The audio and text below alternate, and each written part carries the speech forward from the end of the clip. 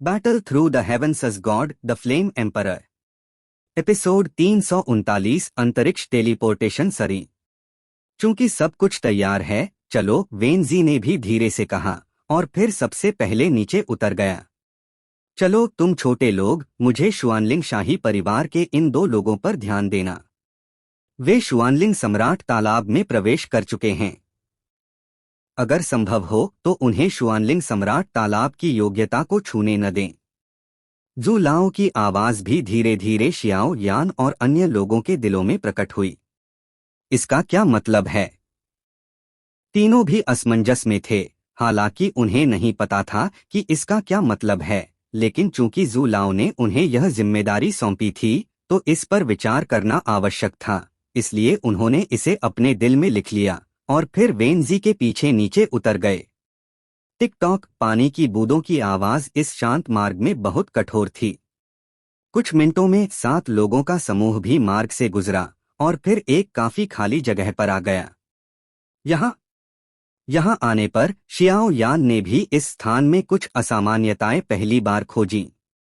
पानी की बूंदों की टिक टॉक आवाज ने उनके दिलों में सतर्कता पैदा कर दी। हालांकि कुछ टिकटॉक की बूंदों की आवाज थी। जब वे भूमिगत महल की पहली मंजिल पर आए तो उन्होंने जो देखा वह एक खाली जगह थी। इसके अलावा और कुछ नहीं था। यह एक अत्यंत खाली स्थान था और स्थान एक बहुत ही आकर्षक सुगंध से भरा था। नजदीक से देखने पर यहाँ का स्थान एक गोलाकार स्थान था और स्थान के केंद्र में एक चौकोर इमारत थी। यह कुछ हद तक एक बलिदान वेदी की तरह लगता था। शुआनलिंग सम्राट तालाब तक कैसे पहुंचे? शियाओ यान ने भी बुदबुदाया। जाहिर तौर पर भले ही उसने अपनी आत्मा शक्ति का उपयोग करके भूमिगत महल की पहली मंजिल की खोज नहीं की, शियाओ यान को पता था यह इस भूमिगत महल की पहली मंजिल है। लेकिन यह जगह बहुत खाली है, सिवाय इसके कि वह मार्ग जिससे वे आए और सामने जो वेदी जैसी चीज थी, कोई अन्य मार्ग नहीं थे। हाँ, आश्चर्य मत करो, यह भूमिगत महल की पहली मंजिल है और यह वह जगह भी है जहां आप शुआनलिंग सम्राट तालाब में जाते हैं। क्या आपने केंद्र में वेदी देखी? यह एक अंतरिक्ष टेलीपोर्टेशन सरणी है। जू लाओ की आवाज भी धीरे धीरे भूमिगत महल में प्रकट हुई। अंतरिक्ष टेलीपोर्टेशन सरणी। शियाओ यान की आंखें यह सुनकर हैरान हो गईं। जाहिर तौर पर अगर सामने वाली वेदी एक अंतरिक्ष टेलीपोर्टेशन सरणी थी तो सब कुछ तर्कसंगत हो जाता। जू मास्टर ने जो कहा वह सच है, लेकिन इससे भी महत्वपूर्ण बात यह है कि भूमिगत महल की पहली मंजिल पर अंतरिक्ष टेलीपोर्टेशन सरणी को जूजिन समूह द्वारा भी निर्मित किया गया था। वेनजी ने भी धीरे से मुस्कुराया, लेकिन उसका चेहरा एक पल में अत्यंत असंतुष्ट हो गया और वह चमककर गायब हो गया। जाहिर तौर पर वेनजी को भी इसे याद करना अनिच्छुक था। आखिरकार जब उन्होंने जू जिन को अंतरिक्ष टेलीपोर्टेशन सरणी बनाने के लिए बुलाया था तो इसने उनकी बहुत सारी वित्तीय संसाधनों का उपभोग किया था। ऐसा लगता है कि जू लाओ की सरणी की समझ भी एक पूरी तरह से नए स्तर पर पहुंच गई है। जब मैं वापस जाऊंगा तो मुझे जू लाओ के साथ सरणी का सार सीखना होगा। शियाओ यान के दिल में भी एक योजना थी।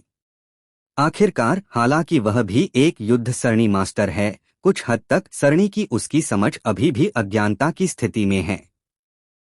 ठीक है, समय कम है। अब हम आपको पहले अंदर ले जाते हैं। याद रखें, शुआनलिंग सम्राट तालाब बहुत कीमती है और योग्यता में जीवित रहने का मतलब यह नहीं है कि आप पर्याप्त लाभ के साथ जीवित रह सकते हैं। सब कुछ आप पर निर्भर करता है। साथ ही शुआनलिंग सम्राट तालाब आपको इसमें अधिकतम 1 महीने तक रहने दे सकता है। चाहे कुछ भी हो, 1 महीने बाद आपको शुआनलिंग सम्राट तालाब द्वारा बाहर धकेल दिया जाएगा। वेनजी ने भी अपने पंखे के साथ हल्के से कहा। हाँ, पांचों ने एक साथ जवाब दिया। शियाओ यान ने भी शियाओ शॉ और दापांग की आंखों में उग्र नजरें देखीं, जैसे कि वे जीतने वाले हों। शबु शबु अगले ही पल वेनजी के हाथ में एक अत्यंत भव्य शक्ति प्रकट हुई और फिर धीरे धीरे केंद्र में वेदी की ओर इंजेक्ट की गई। वेनजी के विशाल युद्ध कौशल के इंजेक्शन के साथ एक चमकदार रोशनी भी मंद वेदी से निकली। महोदय, मेरी मदद करें, वेनजी ने भी जू लाओ की ओर चिल्लाया। जाओ। वेनजी के बोलने से पहले जू लाओ की आकृति की चांदी की युद्ध शक्ति धीरे धीरे निकली और साथ ही जीवन और मृत्यु की शक्ति युक्त एक चांदी की युद्ध शक्ति भी धीरे धीरे अंतरिक्ष में फैल गई। दो शक्तियों के प्रकट होने से अंतरिक्ष में हल्का कंपन हुआ। अगले ही पल अंतरिक्ष में वेदी भी चमक उठी और फिर धीरे धीरे एक अत्यंत भयानक लहर निकलने लगी। अंदर जाओ, जू लाओ की आवाज भी प्रकट हुई। हाँ, अगले ही पल पांचों ने भी वेदी के ऊपर अंतरिक्ष टेलीपोर्टेशन सरणी में कदम रखा। जैसे ही उसने वेदी में कदम रखा, उसे एक हल्की सक्शन शक्ति ने शियाओ यान और अन्य लोगों को मजबूती से लॉक कर लिया। खांसी खांसी। म्यू यिंगयिंग भी थोड़ी जल्दबाजी में थी। जाहिर तौर पर यह पहली बार था जब उसने इस अंतरिक्ष टेलीपोर्टेशन सरणी को सहन किया था, इसलिए उसे नहीं पता था कि क्या करना है। शांत हो जाओ, अपनी युद्ध शक्ति का उपयोग करके खुद को सुरक्षित रखो। जब म्यू यिंगयिंग जल्दबाजी में थी, तब एक सौम्य आवाज उसके कानों में गूंजी। म्यू यिंगयिंग ने सिर उठाया और पाया कि यह शियाओ यान था। उसी समय शियाओ यान का चौड़ा हथेली भी धीरे धीरे म्यू यिंगयिंग के जेड हाथ को खींचने लगा और फिर एक अत्यंत सौम्य ज्वाला युद्ध शक्ति भी धीरे धीरे म्यू यिंगयिंग को ढकने लगी। यह म्यू यिंगयिंग का हथेली इतना गर्म क्यों है? यह शियाओ यान का पहला विचार था, लेकिन सोचने का समय बहुत देर हो चुका था। यह अंतरिक्ष टेलीपोर्टेशन सरणी अपनी सीमा तक धकेल दी गई थी। यह शियाओ यान वाकई बड़े भाई की तरह लगता है। म्यू यिंगयिंग ने भी शियाओ यान को खाली नजरों से देखा और फिर अपने होठों को हल्के से काटा, अपने दिल में सोचते हुए। रोशनी और चमकदार होती गई। वेन जी और जू लाओ के विशाल युद्ध कौशल के निरंतर समर्थन के साथ पांचों भी एक पल में गायब हो गए। पता नहीं इस बार कितने लोग सफल होंगे। वेन जी ने भी अपनी शक्ति वापस ले ली और फिर गायब होने वाले 5 लोगों को देखकर बुदबुदाया। अंधेरे में एक निश्चित संख्या है, जू लाओ ने भी धीरे से कहा और फिर भूमिगत महल में वेदी के ऊपर एक निश्चित स्थान को घूरने लगा। वहां का स्थान अन्य जगहों से अलग लगता था। महोदय, चलो, 1 महीने में नीलामी शुरू होने का समय हो रहा है, वेनजी ने भी जल्दी से कहा। चलो। जू लाओ ने यह सुनकर वहां रुके नहीं और सीधे निकास की ओर चले गए। यह धिक्कार जू जिन और मजबूत होता जा रहा है। और उसने इस भूमिगत महल का प्रवेश द्वार कैसे खोज लिया? वेनजी ने भी उस थोड़े अजीब अंतरिक्ष को देखा, फिर बिना रुके भूमिगत महल से चला गया। वेनजी और जू जिन के चले जाने के साथ इस भूमिगत महल में शांति बहाल हो गई। राजा, ऐसा लगता है कि इस उतार चढ़ाव से वे पहले ही शुआनलिंग सम्राट तालाब में प्रवेश कर चुके हैं। काली ऊर्जा से घिरा एक व्यक्ति भी सामने शुआनलिंग सम्राट के सामने सम्मानपूर्वक खड़ा था। हाँ, चूंकि मेरे शुआनलिंग शाही परिवार को कुछ नहीं मिल सकता, तुम फेंशियान पैविलियन भी इसे पाना चाहते हो। याद रखो, कोई जीवित नहीं छोड़ना। शुआनलिंग राजा ने भी अपनी गर्दन की ओर इशारा किया और उसकी आंखों में कुछ गर्व भरा था। हाँ, यह सुनकर काले कपड़ों वाला व्यक्ति भी आसपास के अंतरिक्ष में पीछे हट गया। ज्वाला, ओ सालों तक मृत्यु का प्रतिरोध। लेकिन जब मुझे 9 रंगों वाला निगलने वाला अजगर का रक्तसार मिलेगा, तो वह तुम्हारा समर्पण का दिन होगा। उस समय मैं शुआन सन का राजा होऊंगा। हाँ। शुआनलिंग राजा भी हंसा। Battle through the heavens as god, the flame emperor. Episode 340। Tianmuyu की गिरी हुई चीज, मछली मूल पत्थर। शबु शबु 5 लोग अंतरिक्ष टेलीपोर्टेशन सरणी से गुजरे और एक अपरिचित जगह पर भी आ गए। क्या तुम ठीक हो? उतरने के तुरंत बाद, इससे पहले कि शियाओ यान आसपास देख पाता, म्यू यिंगयिंग, जिसका जेड हाथ वह पकड़े हुए था, ने उसे खाली नजरों से घूरा। उसकी आंखें बहुत धुंधली थीं, जैसे कि वह किसी विचार में डूबी हो। जैसे ही शियाओ यान की आवाज गूंजी, शियाओ शॉ, दापांग और म्यू फेंग ने भी शियाओ यान और म्यू यिंगयिंग को घूरा। जाहिर तौर पर उनके रिश्ते के बारे में वे बहुत अस्पष्ट थे। क्या? मैं ठीक हूँ। म्यू यिंगयिंग का चेहरा भी लाल हो गया और फिर उसने तुरंत अपना जेड हाथ वापस खींच लिया। जैसे हिरण की तरह उछलता हुआ।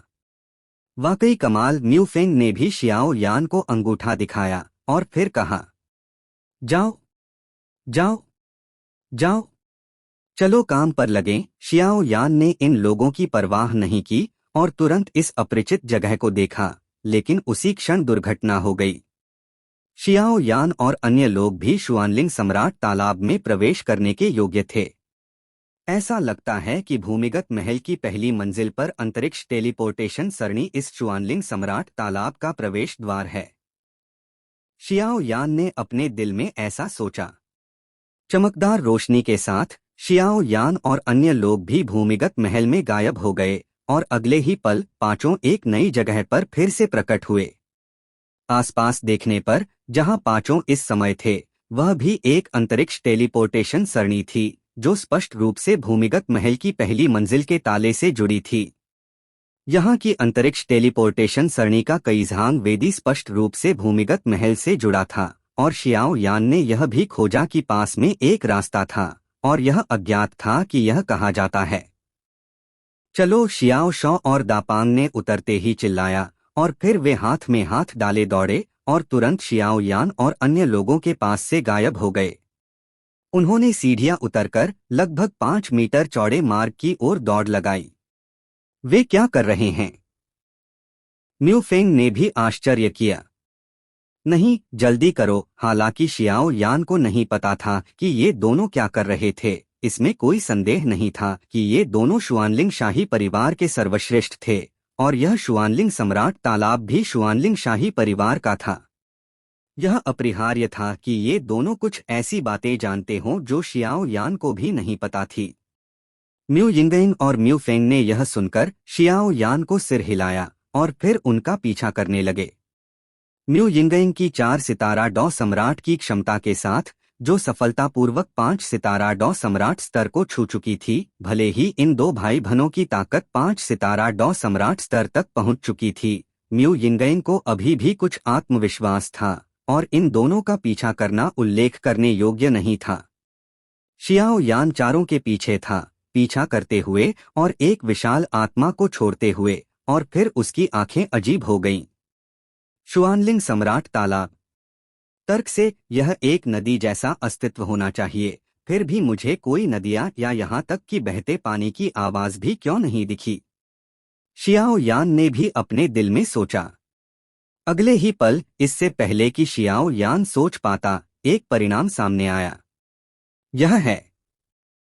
शियाओ यान ने भी अपने कदम रोक दिए, फिर अपने पैरों के नीचे की जमीन को खाली नजरों से घूरने लगा, क्योंकि शियाओ यान ने भी महसूस किया, यह स्पष्ट रूप से असंगत था कि इस प्रतीत होने वाली समतल सड़क के बीच में एक उभरा हुआ टुकड़ा क्यों होगा।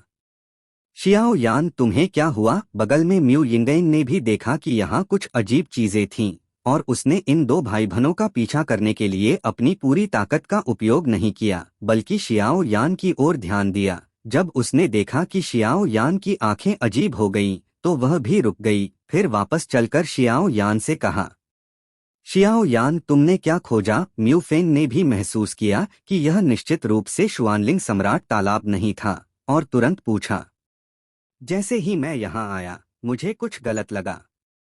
देखो, मेरे पैरों के नीचे क्या है? शियाओ यान ने बोलना समाप्त करने के बाद नीचे झुका और अपने पैरों के नीचे के अजीब रंग के पत्थर की ओर इशारा किया।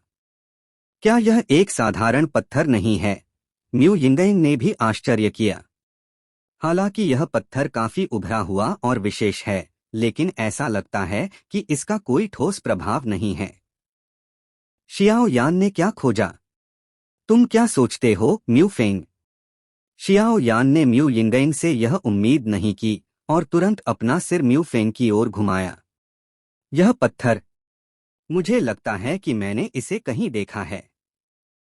म्यू फेंग ने बोलना समाप्त करने के बाद एक हाथ से अपने माथे को पकड़ा और याद करने की कोशिश की।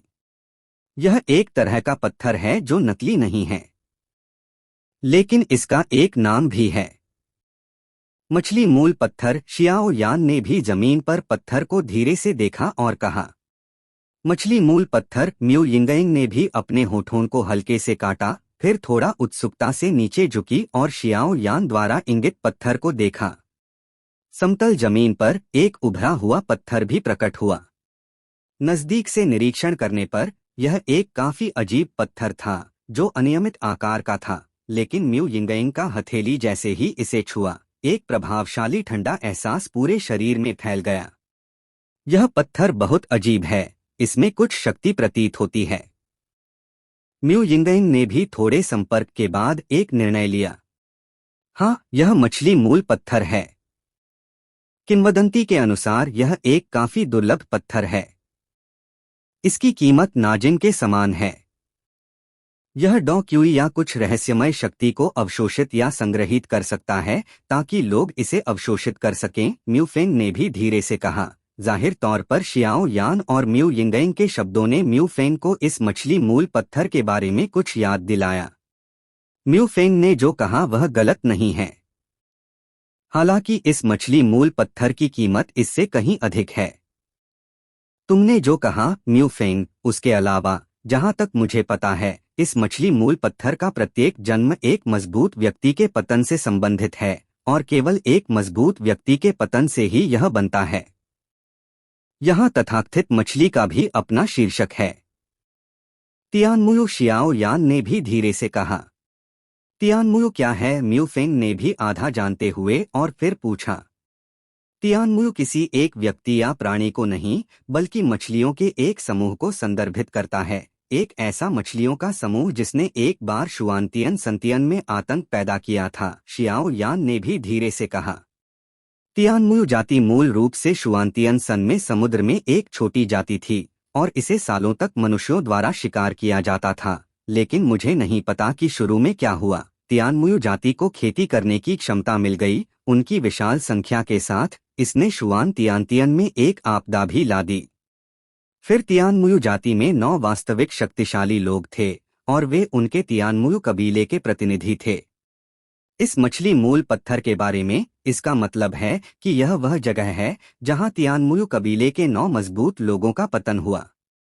क्योंकि यह मछली मूल पत्थर वह चीज है जो तियानमुयु कबीले के 9 विशेषज्ञों के पतन के बाद ही प्रकट होगी। शियाओ यान की नजर भी देखने में मुश्किल हो गई, क्योंकि ये स्पष्ट रूप से वही हैं जो जू लाओ ने उसे बताया था, लेकिन तियानमुयु कबीले के 9 मजबूत लोगों की ताकत कमजोर नहीं है। इस मछली मूल पत्थर को पहले रख लो, मुझे विश्वास है कि यह कुछ समय के लिए उपयोगी हो सकता है। शियाओ यान ने बोलना समाप्त करने के बाद उसकी आंखें उग्र हो गईं। फिर अगले ही पल पूरे शरीर में दूधिया सफेद ज्वालाएं प्रकट हुईं, धीरे धीरे हथेली को लपेटते हुए, और जमीन पर जड़े हुए युलवान पत्थर को बेरहमी से बाहर निकाला। धिक्कार!